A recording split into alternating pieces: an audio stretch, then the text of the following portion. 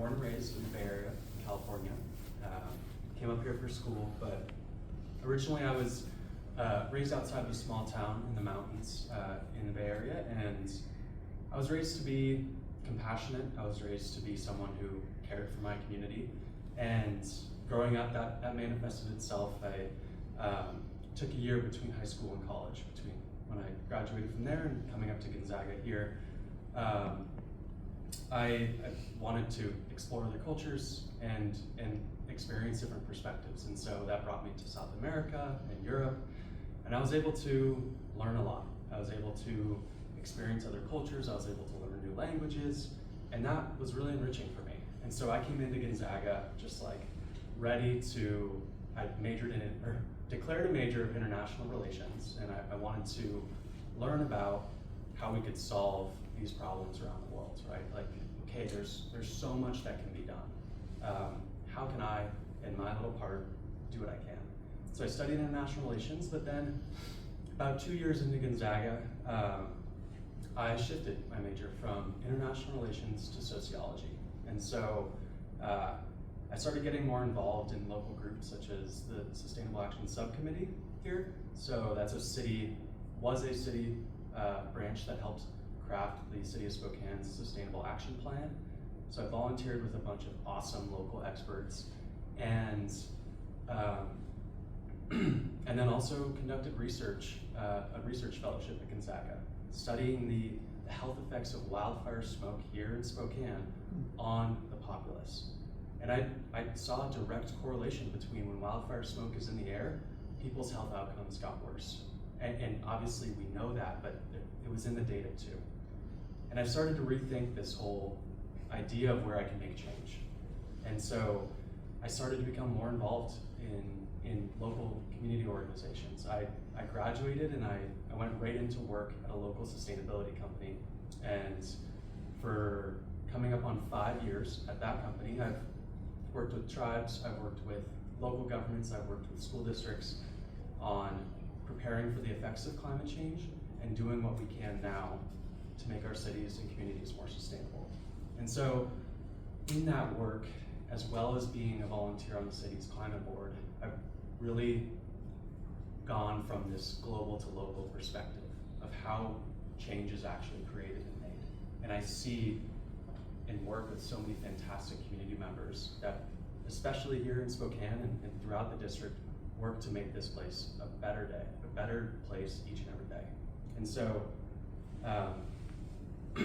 really, that is why I'm running for Congress. That's why I'm standing up in front of you today, because I want to make this place a better place. I love Spokane, I love this district. You'll find me on the weekends shopping at small businesses or backpacking or skiing. I love the outdoors. And I think this is a really unique region, and there's a lot of great folks. And I think we need a fighter, someone who actually represents us at the federal level, who's willing to fight for working class people. And so that is why I feel called to continue to work at my job in the mornings and start a campaign for Congress in the afternoons and evenings and put myself out there, because we need someone who's going to demand the change that really resonates with this community. And frankly, I'm running because I don't see that otherwise. And I want to embody that change and be someone who represents the working class in Congress. And there's so many policy details that we can get into what that entails. And I know you allotted 30 minutes, but whatever you need. I don't think I need 30 minutes. I would love to hear why folks came out today, what questions they have of me, and you'll learn more about me along the way. Mm-hmm. So thank you. Great. I know you have to leave. Anybody else have to leave early? You can go first. You can get back to me. Okay. All right. Anybody else got questions for Kevin? Sure. Good. Go, Charles. Sure. What's your plan to stop pay-to-play mafia lobbyist system that we currently have? The pay-to-play mafia. lobbyist system that we have right now. It's a nice country you got here. I'm ashamed if something Sure you wanna happened run to for it. Congress? We need to ban congressmen from becoming lobbyists. We need to stop the revolving door between lobbyists, high-end corporations, like executive level spots at corporations, and then those people that then becoming electeds. There's absolutely, that just contributes to the proliferation of corruption that we're seeing at the national level. And frankly, I mean, it's not necessarily, I think we absolutely have to overturn Citizens United in order to have a functional democracy that is not paid to play, like you said, because we cannot exist in a flourishing democracy if it goes to the highest bidder every time. Is there anything you'd like to elaborate on that? We'll get to that, Joe. Somebody else can ask us. Yeah. What policy area would you say that you disagree most with the kind of establishment Democrats? And then how would you navigate the pressure from the more centrist Democrats to conform to their side of the party? Yeah, so that first one, I would say, the policy area that I disagree with most is specifically on Medicare for all and childcare for all. I think there's a hesitation with existing establishment Democrats to go that far. Okay, we can reform the Affordable Care Act. We can tinker around the edges of an existing system, but that doesn't go far enough. That still doesn't disrupt the for-profit healthcare system that we have. That won't really result in tangible changes for us making it easier to pay for things. It just might be a Band-Aid on a really large wound. And so I would say not going far enough and making very clear policy recommendations instead of wavering and trying to say the right thing. And then remind me of the second part of your question. How would you handle the pressure from the establishment Democrats who kind of want to keep the party in a more centrist area? Yeah, that's fair. I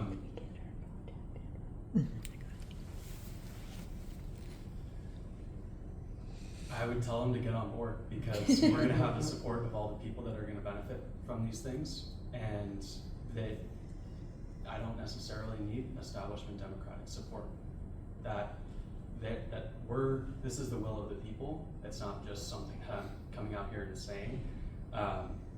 And that their strategies of trying to win by not stepping on anyone's toes, by being anything in moderation, has not gotten them anywhere. And that they need to listen to the will of the people.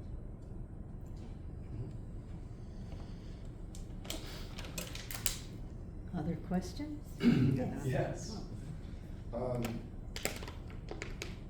Part of the question that I asked, and you referenced having more clarification for that, do you see the Electoral College as part of pay-to-play mafia lobbyist system that this country has?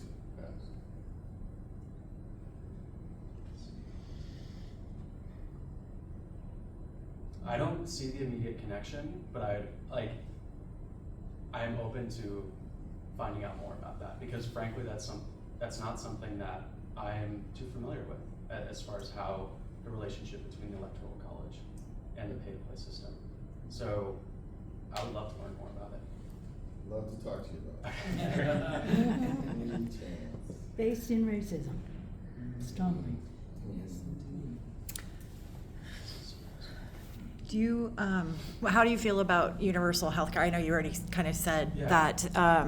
Do you think that Medicare for all would be a good system, or that healthcare should be a right? What's your view? Yeah, healthcare is absolutely a human right, and I believe our existing for-profit healthcare system will never serve the needs of the people because it exists to enrich shareholders, and we can't. Those two things go in conflict always. We can't we can't just make minor changes to that system to make it better. It requires fundamentally restructuring everything. I mean, you saw a healthcare CEO get murdered in the street, and people cheered for a reason. That is sad that someone died, period. But that doesn't mean what they were doing was anything close to moral. And so yes, I absolutely think universal health. And I just have one more question to Yeah, add to yeah. that. So we heard from David Womack about his views about that, and he believes that that people should be able to have the choice between Medicare for all or to be private. It sounded like Conroy was kind of that you could make that choice. So how do you feel about that? Or should everyone just have a blanket universal healthcare system, maybe like some of the other countries do? It's my understanding that, again, without being, Womack's admittedly got more experience within a hospital, but having two options inherently makes, it sort of separates and will inherently separate by sort of class, right? Like if one of them you're paying for, you're gonna get the best doctors that are gonna go to the more expensive, the well-paid institutions, and you're really creating two entirely separate classes of people in the society. Like, oh, you're on the public option. Okay, Yeah. that sucks for you, or something like that. Like, I don't think it goes nearly far enough, and that's what I would worry about once it's a step in the right direction, but once again, it does not fundamentally change health outcomes. To kind of stay maybe a little bit with some of this conversation around healthcare, we could say wave a magic wand and put universal healthcare in some capacity here. What we would also then experience the very next day is an explosion of demand for all of the people in our society who are not receiving healthcare right now. And kind of the same market pressures would exist today and tomorrow. There are not enough doctors, there are not enough nurses. So tell me a little bit about what does day 2 of and I have literally sat at the feet of Bernie Sanders and drank the milk of this. I'm 100% on board with it. I want to know what day 2 and day 3 and day 4 are like. How do we actually implement something like this grand vision? Yeah, I mean, across the board, it's going to require fundamental changes to our nursing education, our doctoral education, and those programs that get great talent into the systems to serve.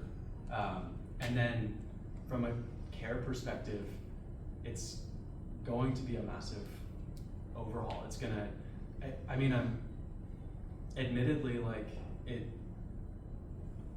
I don't know exactly what that playbook looks like as far as day 2 through 6. But what I do know is that 2 through 6. right now, it still takes 6 months for me to get a primary care appointment, and I have insurance. And yeah, people are probably going to be waiting, as they already are now, and it will take some sorting out. But ideally, a policy that's as big as this, as widespread as this, will be very thoughtful in meeting the healthcare demands from a staffing perspective, from a facilities perspective throughout the nation. And I would think it would require ideally advanced planning. Unfortunately, things get done in 2-year political cycles nowadays, whenever there's a majority opportunity. So it is hard to thoughtfully plan. Like Medicare for All, 2035, we can prepare for that. But I do think if it were to change tomorrow, it would still be better than our existing system today. Thank you. Yeah. I just want to add something to that, if I can, real quick. I volunteered with a statewide organization called Whole Washington that's working to bring universal health care at the state level. So we deal with questions like this all the time. And there definitely would be, an influx of people seeking primary care at first, and retraining people would definitely be a part of it. But another huge part of it really is all the time that the providers have to spend just dealing with the health insurance companies. Just, so that would free up so much time for them to actually just provide care. So it would just balance out a little bit there. Yeah. Yes, Appreciate the perspective, yeah. Another addition to that, the limited number of healthcare professionals is a construct. It is designed that way on purpose. So, lead into the next part of my question is, you and your staff looking at upstream Did someone fix that solutions clock? to the downstream problems you're dealing with. And that comes from my background as a sports medicine specialist, right? I can help you fix your torn up knee, but I would rather teach your coach how to keep you from having that happen. And I've missed one of these, but I have yet to hear someone running have that as a perspective. How can we stop X? Right? No, we're talking about, well, we can modify X. I want to know, are you looking at changing the causes, please? Yeah, on that front, like I'll say that's absolutely something we will look into, and my personal perspective is that I was studying abroad in Spain, which was awesome. I loved experiencing that country, and just as part of the program, we got healthcare. Just by being I got a 6-month visa, and that qualified me to get healthcare there, which I'm glad I had because I had an unfortunate accident. But their system of care allowed me to day 3 seek care in a preventative manner, right? And that was just speaking with a primary care physician who I could talk to, albeit in broken Spanish, that like, what is there to know here? Right? Like general risks of being in a different country and what self-care looks like in a different country. And I think the increasing that accessibility between people seeking care and primary care physicians, and also the education that comes down from medical providers, is a great way for people to be more educated about their own health and preventative care, and to make different choices and to do things in advance of actually receiving care that could be very expensive. So that's what I'll say on that. But again, it sounds like you have some great perspectives, so any recommendations are welcome. We'll see. Yeah. It's interesting you talk about those 2-year cycles. We're kind of 1 year into one of those 2-year cycles right now. And the past year has really honestly been awfully chaotic. And I kind of mean that in a variety of different ways. I think about, I just refilled my car with gasoline. I was like, oh, how do, like, from a kitchen table budget perspective, it's tough for my family. Yeah. I also obviously pastor a community of people who've had food insecurity because whether the federal government's running or not right now, or whether or not SNAP benefits are up for debate. Just some kind of pragmatic aspect of this is just the strategy that Congress has been using, particularly a minority party, which you might be elected into, Yeah. of using something like a government shutdown to extract concessions from an opposition, whether that's from the White House, your same chamber of Congress, or the opposing chamber of Congress. Yeah. There are real world impacts for people. Sometimes it feels worth it if we get something really awesome out of it. Sometimes it doesn't. Do you have any insight on how you being in Congress would navigate some decisions about these types of things? If you were, say, fighting for health care, Yeah. but knew that you would be shutting down the government and folks in your districts would be really struggling for things like food, to have that possibility. What would you think about? How would you strategize? Yeah, I mean, that would definitely, especially as someone I admittedly care a lot, and as someone who cares, you don't, I mean, we see other members of Congress who seem to have no trouble doing that, but like, that would be difficult for me to stand on something that I know is as important as universal health care, because I know the impact that it'll have for everyone. But I think it would really take meeting with folks in my district and getting an understanding for if I was gonna hold something, or like, you know, we're gonna do a congressional shutdown, getting a very good understanding of what that looks like for people on a day-to-day basis. And seeing if we can work with the state or anything like that to provide stopgap programs in replacement of what might be held for a temporary period. Because no one should have to go hungry because of Congress's inaction, period. And so I think it would take getting creative as well.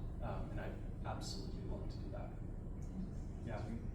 And also a point about like these shutdowns and funding battles, and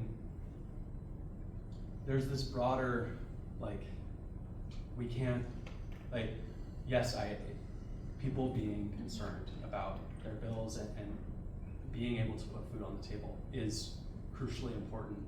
And there's also, when there's fights at the congressional level to potentially, that if there isn't a fight, then we slide closer to authoritarianism with that funding decision, with ICE and DHS getting billions more. And so we are actively losing our rights in that process if we don't fight. And so that's what concerns me from a citizen, being someone who wants to live in a democracy, if we don't Amen, have a say fight. all the women.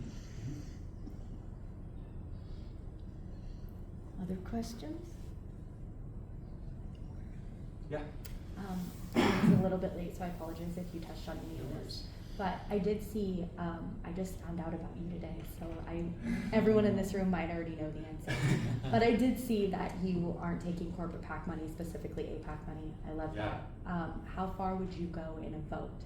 And I would like to kind of wishful thinking and aid to Israel. We're probably closer to a vote coming conditioning aid to Israel. Where would you stand on that? When you say how far would I go in a vote? I guess, would your stance like against taking APAC money and pro-Palestinian, Mhm. would your vote reflect that? Yeah, Okay. absolutely. We should absolutely end aid, especially military aid, to Israel. Okay. Our bombs are currently going to killing children either in Iran or Gaza right now, and it's disturbing to me that our taxpayer dollars are so willingly forked over to that, but also not surprising when you see how much AIPAC influences our elections, that a foreign government can control ours like that. So I would absolutely be opposed to giving more money to Israel. Yeah. Adding to that, what about fighting against scaling back the military in general? You know, the military is one of the world's largest polluters, and we have like 800 foreign military bases. So all of our money is being spent on this bloated thing when we don't have healthcare, our infrastructure is failing, all this stuff. Yeah, I would absolutely support scaling back our military as well. There's a lot better uses of our taxpayer money. That's kind of a tough one. How would you, you've never been in the military. How would you actually, you're talking to a group of people that Yeah. have been in the military. How exactly would you go about doing that? That's a good question. I think it would take, well, I would start by not entering into regime change wars that are unprompted. That's just a horrible use of money right there.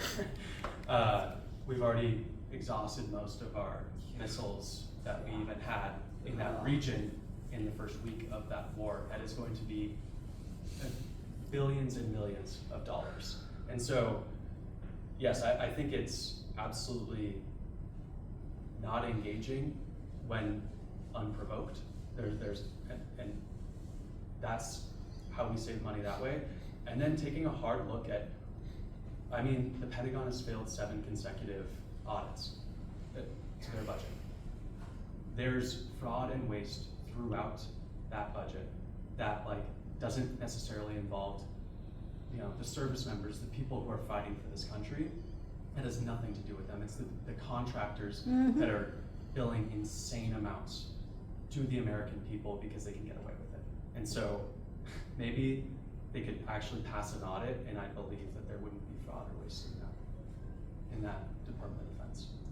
So, if I may, Yeah. those are great answers. Both President Obama and Trump have something in common, if you can believe that.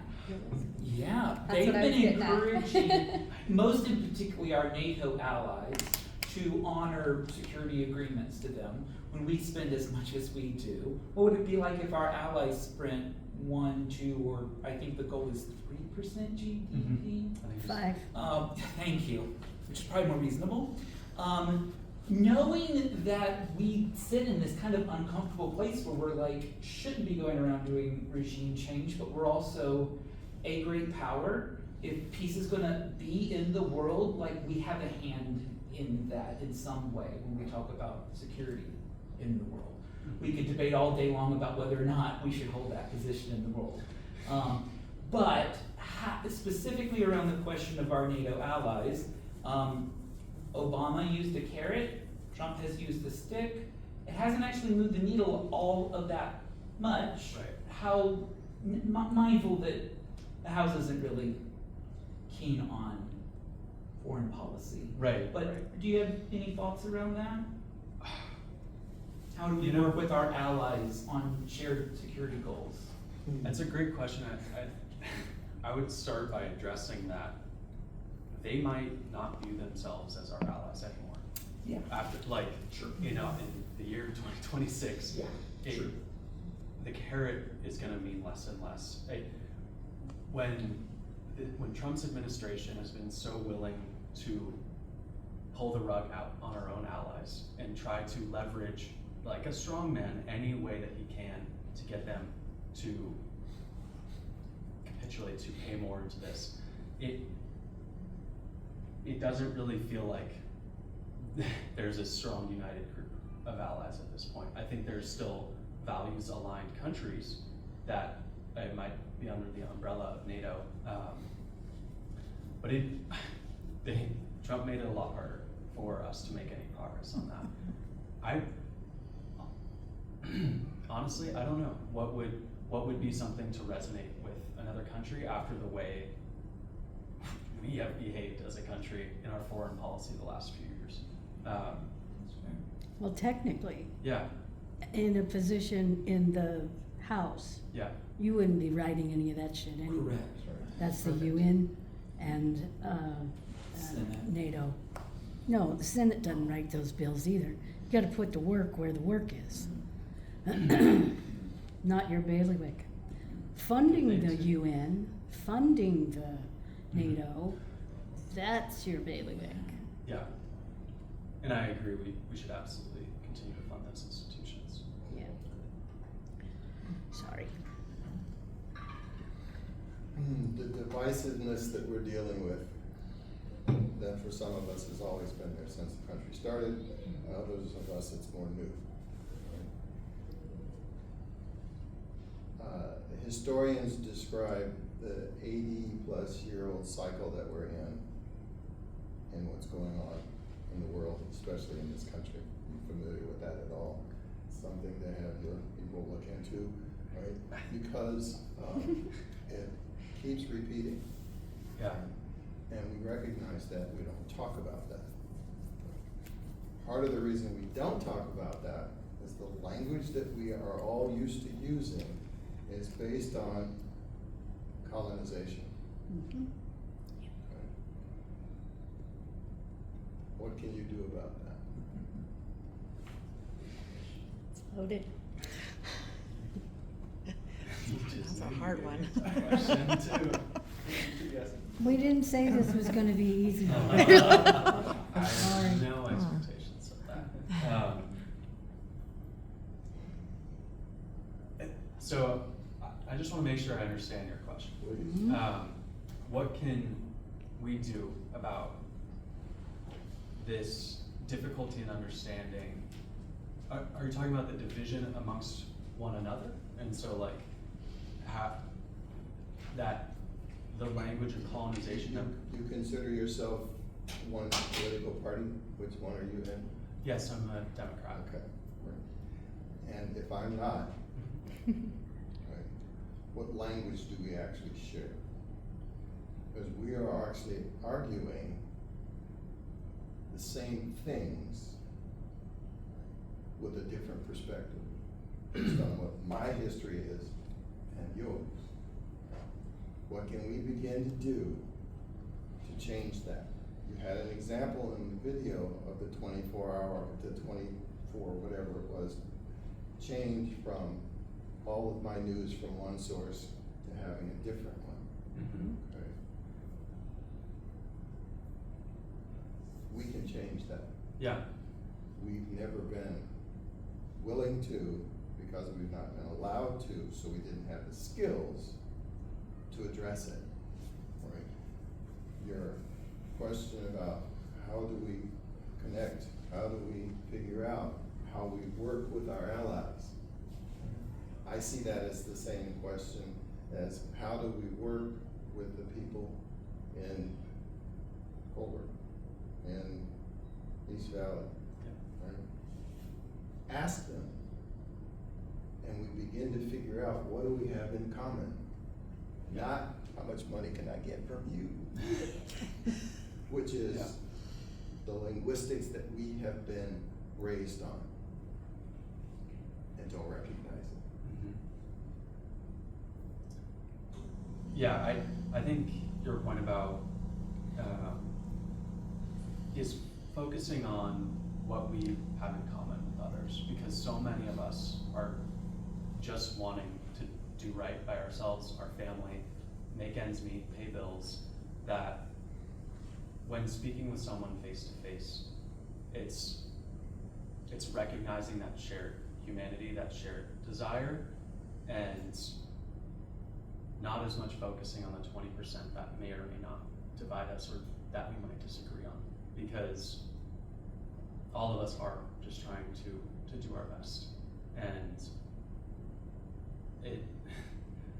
there's a lot to your question that I want to unpack more, but that is what I'll say right now. Yeah. Kind of piggyback off of that, sorry. How do you plan to, I guess, win the Republican vote in Eastern Washington? And I don't ask that because I want, or I'm encouraging you to capitulate to them. Mm-hmm. I ask that because we do have the Colberts and the Spangles, and we have those areas around here that are pretty thick. So I guess what would you do to win their vote? Yeah, I think there's like the physical actions, like what am I going to do as an individual in this campaign? We're gonna host town halls throughout the district that I'm really excited for. We're gonna go out and meet folks where they're at and sit in front of them and hear their concerns and recognize that there's a learning component before we just try to ascribe our policy recommendations, but also that I'm going to be someone that the policies that I believe that what I want to fight for is for everyone within Eastern Washington. It benefits everyone in Eastern Washington, not just a D or an R. And so I'm very committed to those policy stances and that resonating with folks who see that I'm willing to sit down in front of them and hear their concerns. And I think there's the political element of it as well, is that a lot of rural folks have been uniquely betrayed by this current representative. The cuts to Medicaid, the cuts to Head Start, the rural hospitals that are at risk of closing throughout the district, the tariffs that have made wheat exports more difficult, have affected rural communities deeply, and they deserve to have their voices heard. And right now, Baumgartner's afraid to even go in front of them and hear those concerns. And that's something that we're not afraid to do at all. And yeah, it won't be easy. We're going to center, we're going to prioritize just getting in front of folks and listening to their concerns and authentically caring about what they have to say. Follow up really quick. Yeah. Do you think you would describe yourself as, I guess, or your message as more of a populist message? Yeah, I would describe it as that.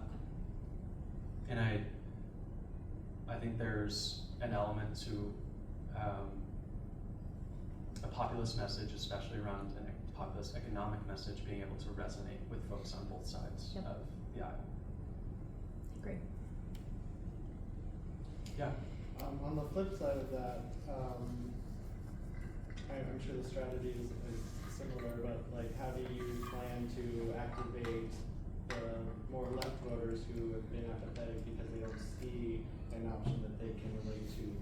How do you plan to make yourself stand out as not a typical Democrat to them? Yeah. My plan is to make my values very well known, and what we're going to stand upon on this campaign. That involves taking no corporate PAC money. That is being someone who recognizes that establishment Democrats who've ran on the same message for decades and will not see those results here in Eastern Washington do well again. And recognizing that we, myself as a voter included, want to see politicians who stand on their values, who unapologetically fight for the working class, and let that be known in their policies and their communications that I am someone who sees on the ground what it's like to be a renter, what it's like to pay for health insurance and car payment, and how hard that is on a weekly basis. And so being on the ground and communicating that is how I'm going to show up for folks on the left side as well, and that's also represented in our policies pretty thoroughly.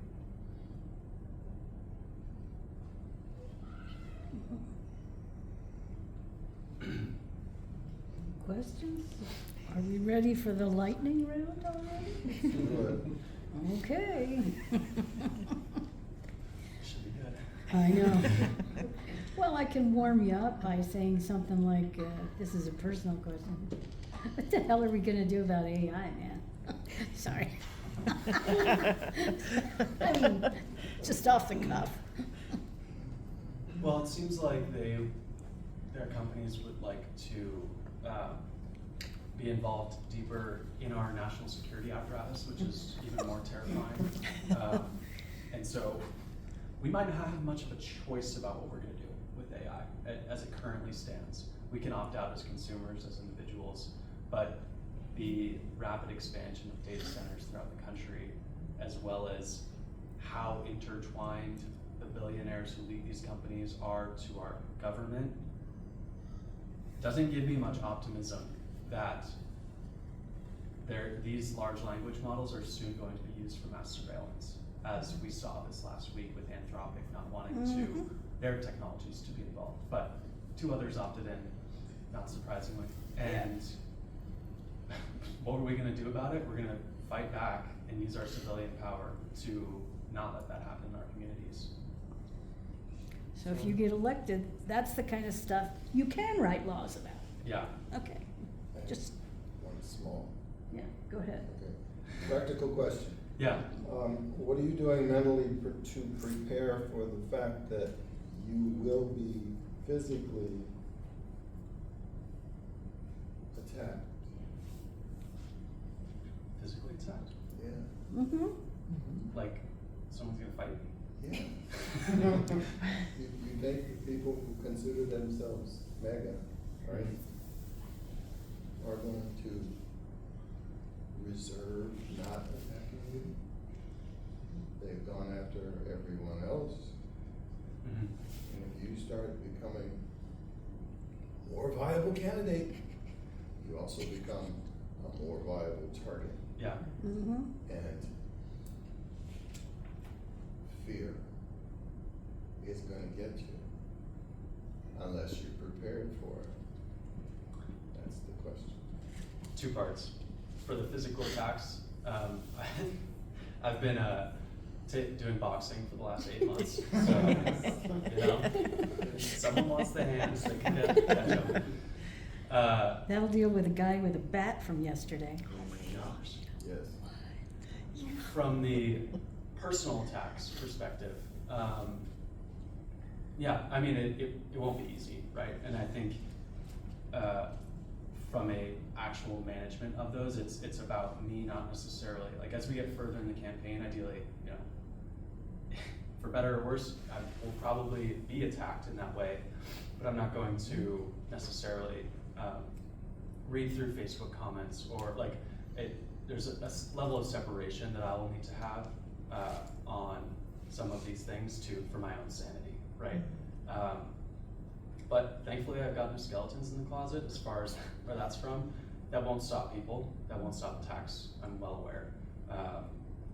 But I think, I mean, kind of in a sappy way, like I'm really grounded in my own life. Like my fiance and I, like, our apartment is kind of like a safe space for us. And like we try to like have time to debrief together as well as like a separation at least an hour before bed of like, let's try to not talk campaign. Like it's, yes, it is serious, but it's not worth risking your life over in this case. And so trying to keep that mental separation as best as possible and relying on an incredible support network of friends and family.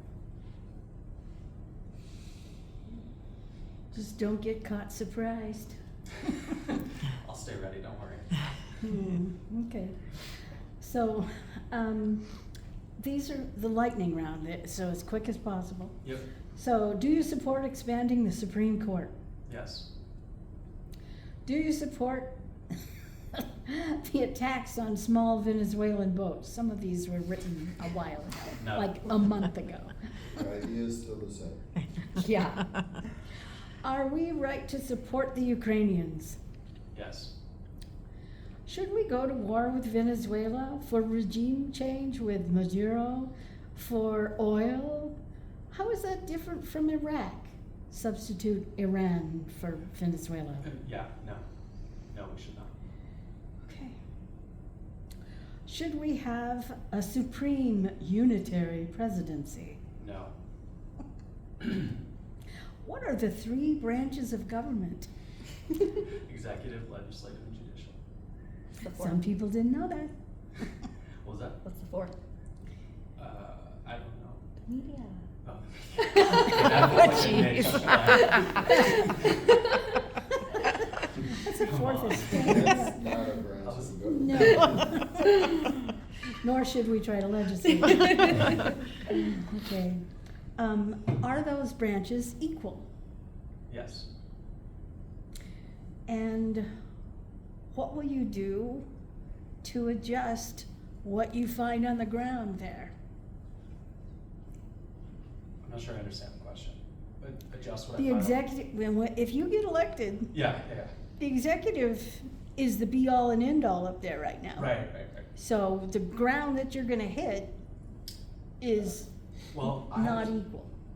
I have a spine, and so I'm going to stand for the things that my community elected me for, and not just capitulate to everything that the presidency desires. Bravo. A spinal column. Viva la healthcare. For now, I mean, it's for-profit healthcare system. So Sorry. who knows how long? Okay, should the military be in our cities? No.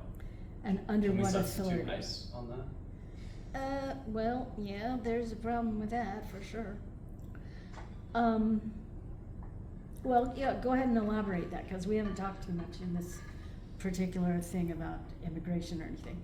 So, yeah, que pasa ICE and what's going on here? No me gusta.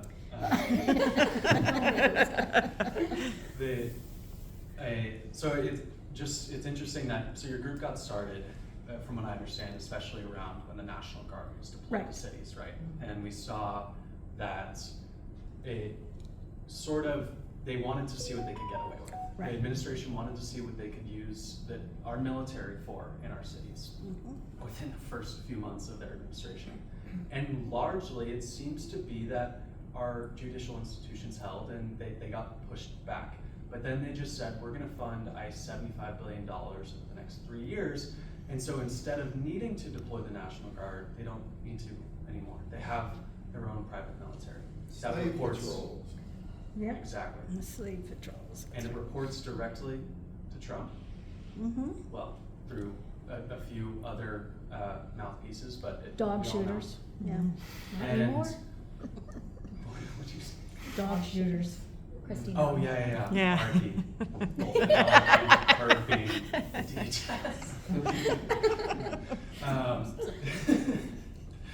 Good, we know, we need to laugh about this stuff, Yes, otherwise we we go do. crazy. Yep. Yeah, I'm genuinely afraid of what's to come because we're only seeing the tip of the iceberg of what ICE is capable of in our cities. They, again, wanted to see what they could get away with in Minnesota. And they got pushed back, but now they're building their own group of detention centers throughout the nation. They are creating the end-to-end, they are gonna own from arrest all the way through detaining someone and holding them. They're gonna own the vans. They don't have to outsource to private contractors anymore because their budget is so bloated. And that scares me. That scares me in their ability to disappear people who, like the old poem about the Holocaust. They came for the socialists. Trade unionists. Yeah, they came for the trade unionists, and I didn't speak out. And then they came for me, and no one was left to speak for me. And right now, they're coming for it, like a groups that did not have significant political backing behind them. They found it easy to arrest immigrants because they ran on that in 2024. But let's not be naive and act like they're going to stop there because they haven't. They've already arrested U.S. citizens. Shot them in the street. Yeah, Killed US they've citizens. executed them in the street. And we shouldn't act like this will not expand. And so as that relates to, I mean, Congress holds the purse strings, at least still. And so immediately upon getting into Congress, I would defund and abolish ICE. And I would work and create a task force to prosecute their leadership. And the reason, I understand, abolish sounds extreme, but I don't think we need to act like ICE is some sacred institution in US government. They've only been around more than a little bit over 20 years, right? They're not necessary for enforcing immigration. We have other agencies that do that as well. Mhm. We have seen such an influx of young, untrained recruits. And if you're an ICE agent who, before this, I would still question your morals, but at this point, chances are you've left the agency if you have any moral standing left. So who is left? The people that are new recruits who saw the message of deporting other US citizens, of getting the illegals, taking back the home front, some Nazi imagery, and said, I want to sign up for that. So we're left with untrained, racist recruits who want to deport other people in their country. And I don't see how an agency like that can be reformed. I don't think you can just change policies within it. It needs to be abolished. And that's why I say that, because there's no going back from this. Yep. And Yes. Tweaks. sprinkle some salt into that. Who do you think those people are? I was in a meeting a couple weeks ago and they were discussing how quiet the militia people are. All of the right wing Patriot Front. that are already 3%ers. weapon skilled, Mhm. right? Why do you think they're quiet? Because we're now paying them to wear an ICE uniform. So that Quite to me literally. goes back to my question about, are you physically and mentally ready to be attacked? Because what you're describing is, you're gonna shake that hornet's nest, which is wonderful. Please be ready with your planning to get that done. Yeah. Mm-hmm. I will take that, I'll say yes, I am, and I will also take that as a, let me think about it more, because I'm not like gonna change my mind, but more so like, that does require me to think more, right? Yes. And Deeper thinking. And like you, and bringing up the point about, like, yeah, Patriot Front, like all of these orgs, yeah, they have been pretty quiet, it's cause they just swapped one mask for another, right? Proud And Boys, yeah. maybe they could have kept their mask. It could have been the same one. I would think so. Those guys don't have any jobs anymore. No. So that's pretty concerning, to say the least, and I think goes back to the point that I was making about who's left in that agency. Mhm. Thank you so much for coming. Okay, thank Thanks, you. kiddo. All right, so next one in the lightning round is, should we build more robust guardrails to protect our people from actors like Trump? Yes. Not just revert back to norms? Yeah. What kind of guardrails? Suggest some. So I guess when you say guardrails to protect our people from Trump, so Actors like Trump, yeah. yeah, People who just say, I don't give a shit what the Constitution says, I'm gonna do this. Yeah, I mean, this question is hard because being in a functioning democracy, you relies on trust in a sense, right? The Mhm. government does rely on an inherent sense of trust because if a president doesn't have power and ability to react, then they're not much of an effective president. And so we've never had someone abuse their power like this. I've never had a president abuse their power like this. Nope. As bad as this, as Trump has. Oh, yeah. And Black Wall Street, we heard them. fair. Yeah, but that was one minute place, relatively speaking, compared to the country. Then there was, North Carolina's had stuff like that. We've had a lot of them like that, especially during the. This country was founded on genocide. Well, exactly. Maybe we haven't had a president be so open about it and unapologetic about it. Mm-hmm. I think maybe I that's. can agree with that. Well, Yeah. I mean, yes, this country was founded on genocide that everyone in power agreed with at the time. They happily broke treaties with tribes. They didn't follow through. Like, yeah, Mhm. and so it didn't require a president taking that much power at that point. It didn't require them taking a step out because Congress would agree with it at that time. And so I guess what's changed about this now with Trump is that it's the whole unitary executive theory that they want to see what they can get away with. And unfortunately, our democracy allows folks to govern and do their jobs because otherwise nothing would get done. From a guardrails perspective, I think, I mean, the damage has been so widespread. I would say I would like to see federal agents have a lot more requirements to operate within our cities and protect our civilians that way. Should we have, this is just off the cuff, it's not the list, it's just me. Yeah. Should we have some sort of sanity test for people or to find out if we're maybe electing a narcissist? I mean, we're talking guardrails. Yeah. Ideally, someone wouldn't make it to the point of getting 75 million votes. If Too they late. were- Yeah. Yeah. I don't know what that would look like. It's sanity test or something like that. But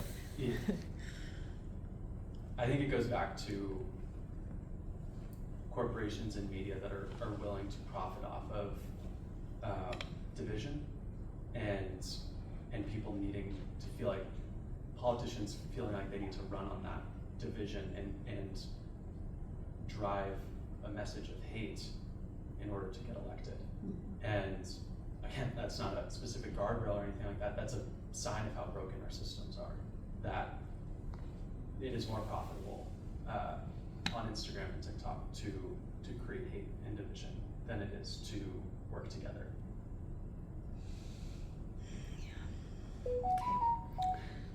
What should we do to fix the economy for everyday folks? Yeah, I would start by breaking up some of the largest corporations, period. We're seeing corporate consolidation at levels that makes the Gilded Age look jealous. That we need to, I strongly oppose tariffs as well that make groceries more expensive for everyday people. And I think going along with that corporate consolidation is making it likewise at the same time easier to have a small business and easier to be a community business owner that can source their ingredients locally, that doesn't have to go through these huge corporations to get things done.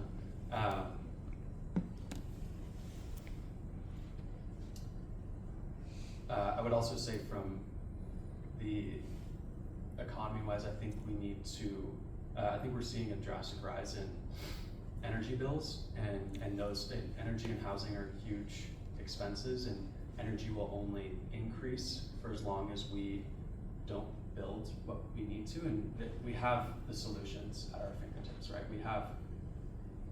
We have carbon-free, we have energy that can like generate without the need for fossil fuels, and we should deploy those. We should be very invested in creating local jobs and opportunity, especially in this district too, where there is a lot of opportunity for that, for windmills, for solar, for geothermal, that doesn't require fossil fuels and making climate change worse. Well, and also the idea of making the corporations actually pay for the electricity that they want to build and not have Yeah. it be pushed off on the citizenry because they buy more than we do, so they get a break. Right. Just a thought. If a data center is going to try to set up shop here, they should not.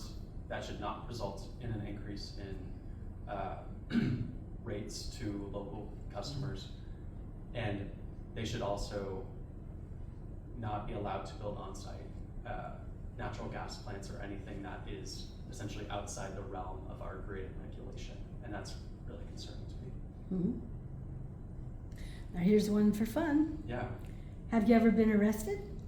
No. Hesitated. Not all arrests are bad. No. Some of civil rights stuff, you know. John Lewis. Okay, what are your values that lead you to believe you'd be a good legislator? Do you have a law degree? Do you know how to write laws that people can't wiggle through? Or No, I don't. I don't have a lot. legislating is different than Yeah. candidating, Um, to use a Sarah Palin kind of thing. I would say that you mentioned values. The values that I have that would make me a good legislator, that I'm patient and that I'm humble. And so, no, I don't have a law degree, but I'm absolutely willing to surround myself with people who are smarter than me, who are experts in whatever we're trying to legislate, right? I don't think as an individual candidate, I should know how to write every single piece of legislation that we might be putting forward. But as we're already seeing on this campaign, like I'm surrounding myself with a very awesome team of folks who are very competent and capable, and I'm happy to do that because I'm humble enough, I'm comfortable enough in my own skin to know that everyone has their place and their role.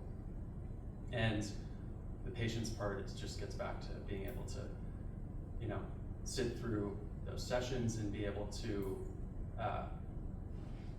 weather some of the things that come up. Mm-hmm. think that's great. There's already too many lawyers in politics anyway. Yep. Like, Good, that's yeah, right. That's a great point. I think a law degree should absolutely not be a requirement for Right. legislating. As long as you have a plan B, that's, because I would have loved to see me some Jasmine Crockett. Okay. So, anyway, well, she's not done, she's still young. So anyway, how much is this race gonna cost? Which part of it? There's between now and the primary, or now and the general, ideally. You address the general. problem Yeah. however you see the dollars. I think we're gonna need $400,000 to $500,000 between now and the primary. But I also don't view that as too significant of a hurdle. And there's a likely chance that our campaign, our team gets outspent by other candidates. And that's probably, like, in my own opinion, a good thing, because I'm not taking corporate PAC money. And that makes it harder on the actual financial side, but it is something that I'm very committed to. And you're seeing now, like, there's a special election in New Jersey where there's a progressive candidate that got outspent 5-1 in that election. And they led through a campaign of door knocking, of getting out there, meeting folks where they were at, and having a very engaged volunteer base that was able to just speak to voters, and they won that election. And that other candidates were outspent significantly, and there was APAC money in that race. And I'm very confident we would not need that. Okay. So exactly, this is a jungle primary state. Yeah. So if we've got 7 or 8 people versus 1 Republican, because there were 2 people that were thought to run, but I talked to Jensen and he's not in there. So, So it's just Baumgartner technically? it's just There's no other- Baumgartner, there's no other, Yeah. so if you're thinking about that, I wasn't expecting anyone good, to that's all right, put up a so. serious fight. But, I mean, you're gonna have to come out on top, cause, Mhm. jungle primary, Yeah. top 2, that's it. Is that a question? Yeah, how are you gonna deal with that? Oh, okay. Because we'll call it an insurgent progressive campaign, that we're gonna be lean, mean.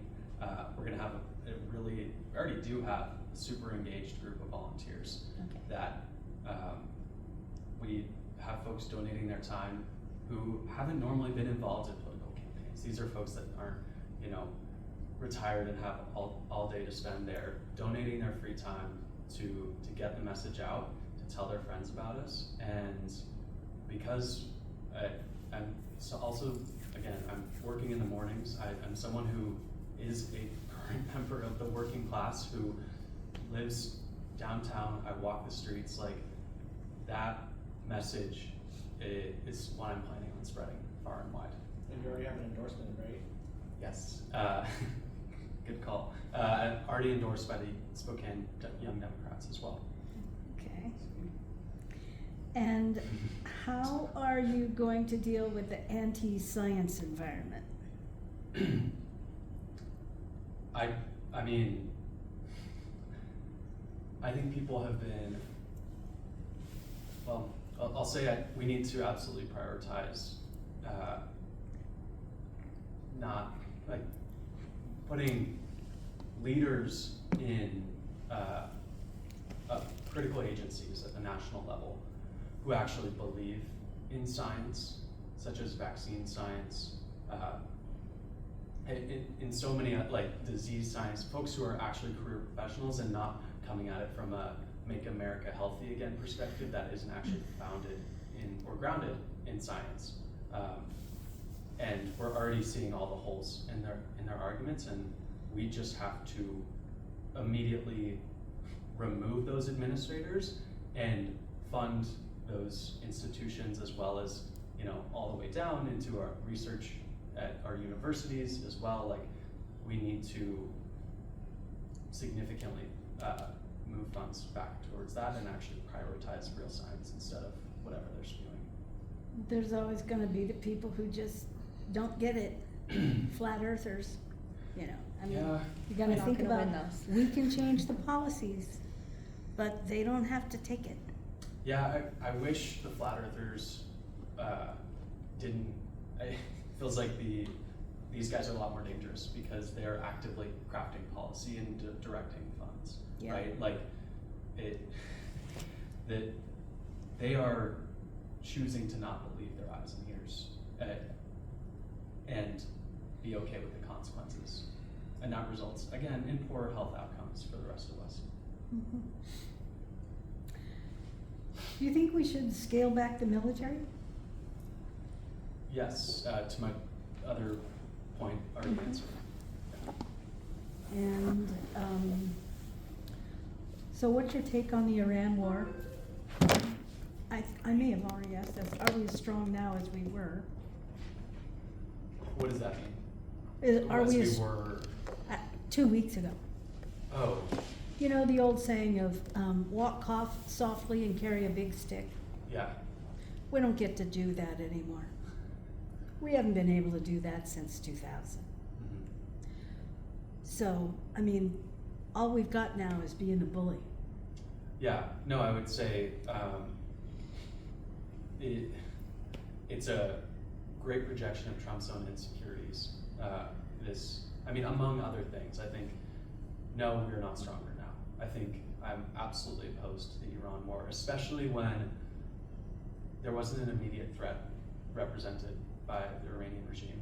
And we did not choose to enter that war because we wanted to. We let Bibi Netanyahu say that he's gonna attack. This came from Rubio's mouth. I can't even believe that he would say this out loud. He said, we preempted their response to Israel's attack.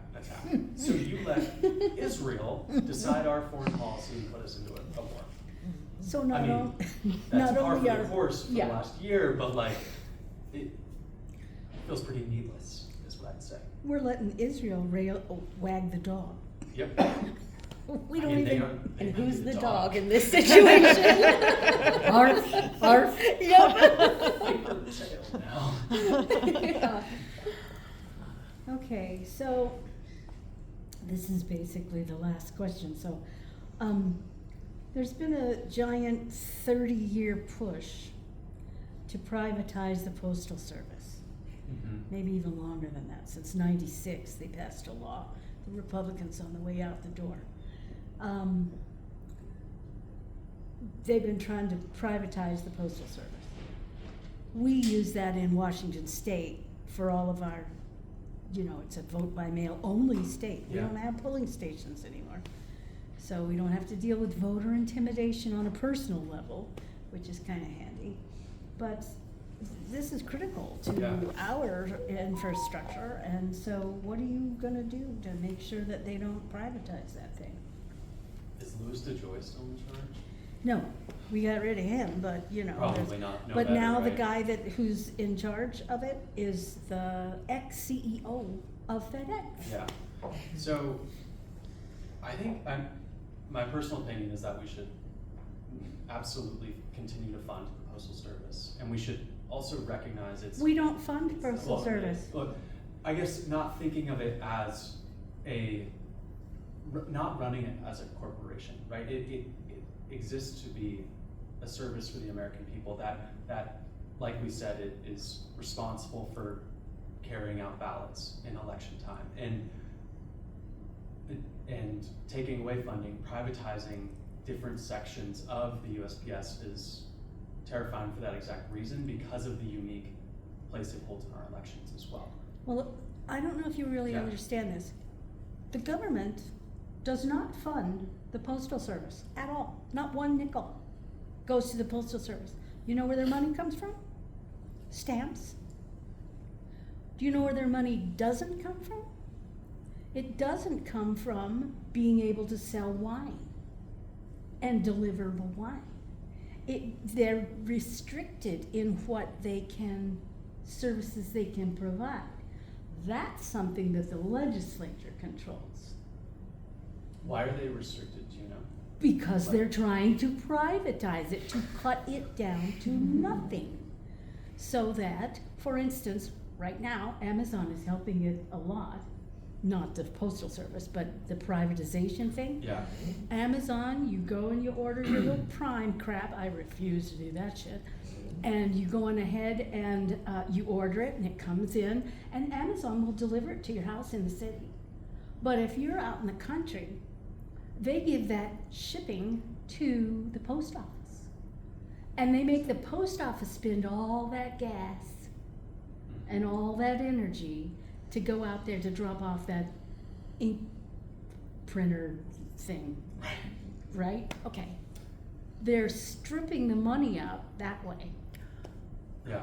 So, Matthew. I just wanted to throw in there that even though we don't fund the postal service like regularly, the Congress does provide exceptions and funds for time to time for the postal service, like for accessibility, like for the blind and things like that. They do When provide they certain funds sometimes. when they place a new thing on them, like